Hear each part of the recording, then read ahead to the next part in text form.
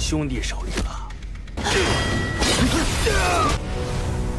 非要再加50万，那骨头是假的。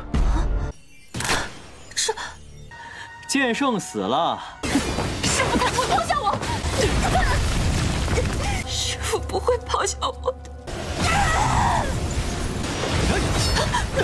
你分明说神域之力能催动剑侠，不就是一个剑侠吗？这不是剑圣剑侠。真身子，体弱王权。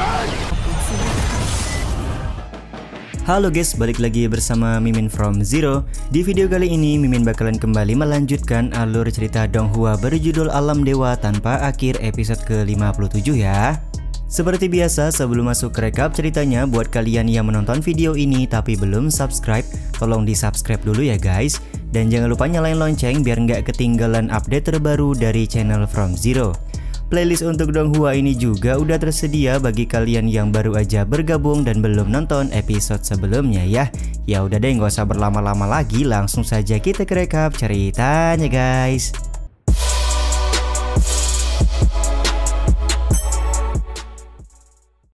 Episode kali ini diawali dengan beberapa orang praktisi bandit yang meminta Su Qing untuk menyerahkan tulang sain pedang kepada mereka.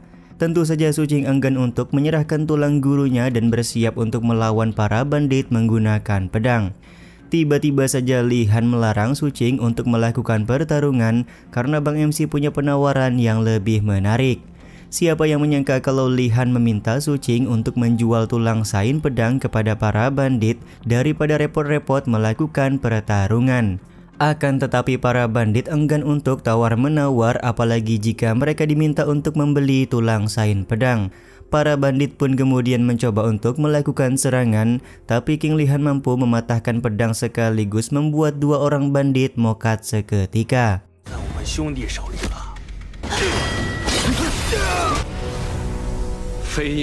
Hanya dengan beberapa kali gerakan saja, King Li Han juga kembali mampu mengalahkan dua orang bandit yang tersisa. Li Han berkata kenapa para bandit sangat menginginkan tulang sain pedang dan apa yang bisa dilakukan oleh para bandit kepada tulang sain pedang tersebut.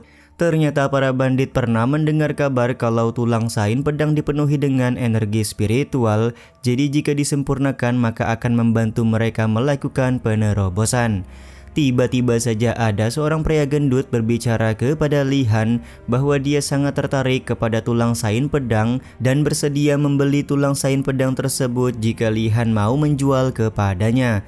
Bahkan pria gendut ini bersedia membayar dengan harga 1 juta batu roh untuk tulang sain pedang tersebut. Penawaran yang diberikan oleh pria gendut tentu saja membuat Li Han merasa bingung. Bang MC mengerti kalau pria gendut di hadapannya hanyalah manusia biasa, jadi tulang sain pedang sama sekali tidak berguna kepadanya.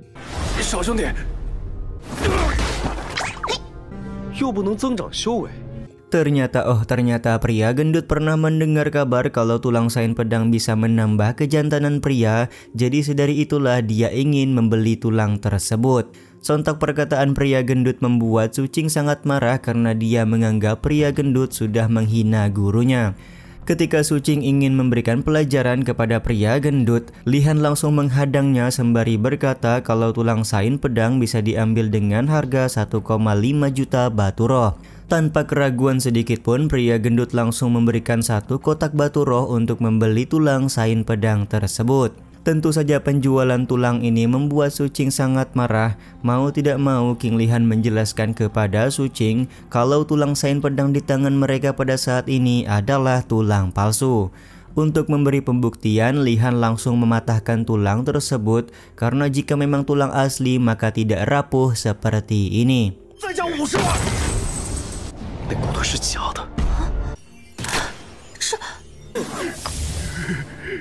Setelah tulang palsu sain pedang patah, Li Han langsung memberikannya kepada pria gendut dan mengambil uang 1,5 juta batu roh yang ada di dalam kotak.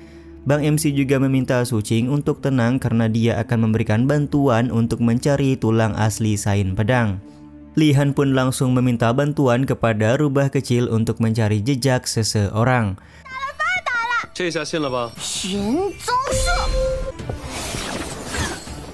Sementara itu di sebuah tempat, pemilik rumah lelang menyerahkan kotak sain pedang kepada orang tanpa telinga. Tentu saja orang tanpa telinga sangat senang karena pada akhirnya dia bisa mendapatkan kotak pedang ini. Hal tidak terduga pun terdengar di mana orang tanpa telinga menyebutkan kalau dia akan menjadi juara dalam konferensi anak dewa jika membawa kotak pedang di tangannya. Ternyata dari arah lain King Li Han mendengar ucapan orang tanpa telinga tentang konferensi anak dewa. Belum sempat orang tanpa telinga memberikan penjelasan kepada Li Han, Su Qing langsung melakukan serangan kepadanya. Meskipun kekuatan Su Qing tidak mampu untuk melukai orang tanpa telinga, tapi Su Qing terus berusaha melawan orang tanpa telinga yang sudah melakukan penghinaan kepada gurunya. Jian Sheng 死了。师傅，他不会抛下我！师傅不会抛下我的。 Sementara itu si Hai menganggap kalau Su Qing adalah orang yang bodoh karena terus-terusan melakukan pembelaan kepada orang yang sudah tiada. Li Han juga setuju kalau semua yang dilakukan oleh Su Qing lama-kelamaan pasti akan menghancurkan diri sendiri. 能让你这么拼命，竟敢侮辱师傅，我就上！ Tiba-tiba saja kotak pedang asli yang ada di tangan Li Han bergejolak seperti sedang terjadi sesuatu.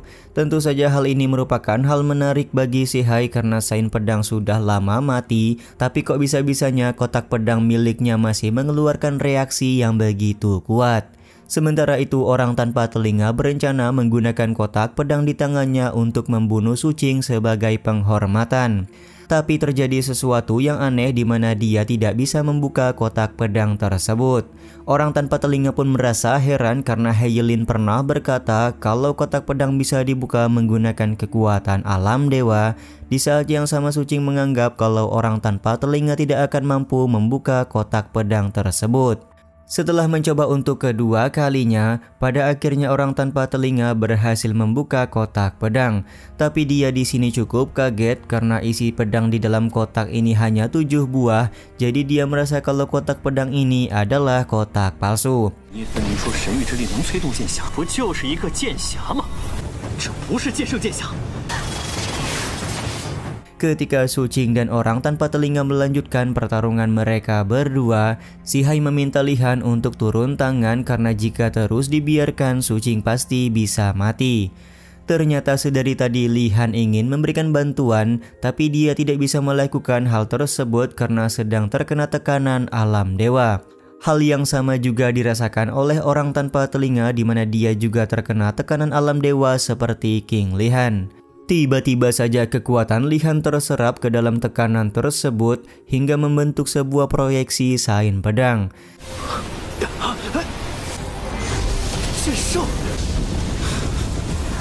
Ternyata proyeksi sain pedang memberikan bantuan kepada Su Qing untuk melawan orang tanpa telinga. Masih cukup beruntung di saat-saat terakhir, orang tanpa telinga mampu menghindar dari tebasan sain pedang. Meskipun begitu dia tampak terluka sangat parah dan tidak pernah menyangka sain pedang bisa mengeluarkan kekuatan seperti itu padahal dia sudah mati.